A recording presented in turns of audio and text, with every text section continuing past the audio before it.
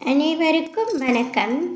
திருமணமான உறவிலையும் சரி, திருமணமாகாத உறவிலையும் சரி, ஒரு பெண் உணர்ச்சி வசப்பட்டு தவறு செய்தால் பெண்ணை மட்டும் கண்டிக்கிறோம். பெண்ணின் பரம்பரையே நம்ம எவ்வளோ கீழ்த்தரமாக பேச முடியுமோ அவ்வளோ வார்த்தையும் சொற்களையும் கொட்டுகிறோம்.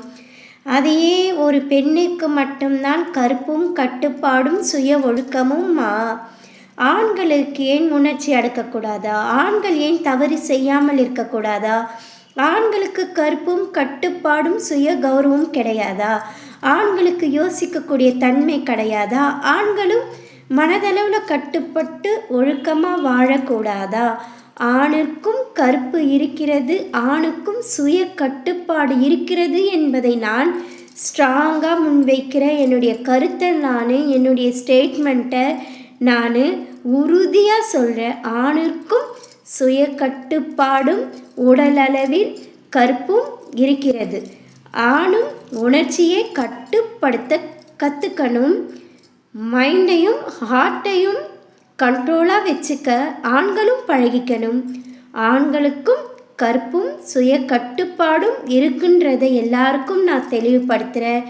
ஆண் செய்தாலும் தவறுதான் என்று சொல்லக்கூடிய அளவுக்கு அத்தனை பேருக்கும் மனதளவிலும் சரி, யோசிக்கக்கூடிய தன்மையிலும் சரி சிறந்து விளங்கினா நல்லா இருக்கும்ன்றது என்னுடைய கருத்து.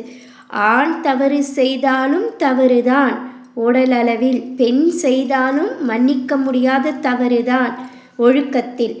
இதை ஆணுக்கும் சரி பெண்ணிற்கும் சரி கற்பும் கட்டுப்பாடும் இருவருக்கும் சமம்.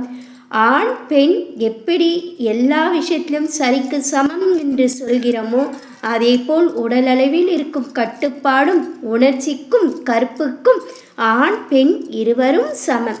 இருவரும் தவறு செய்யாமல் சுய ஒழுக்கத்துடனும் சுய கௌரவத்துடன் வாழ்ந்தால் நலம். நன்றி, வணக்கம்.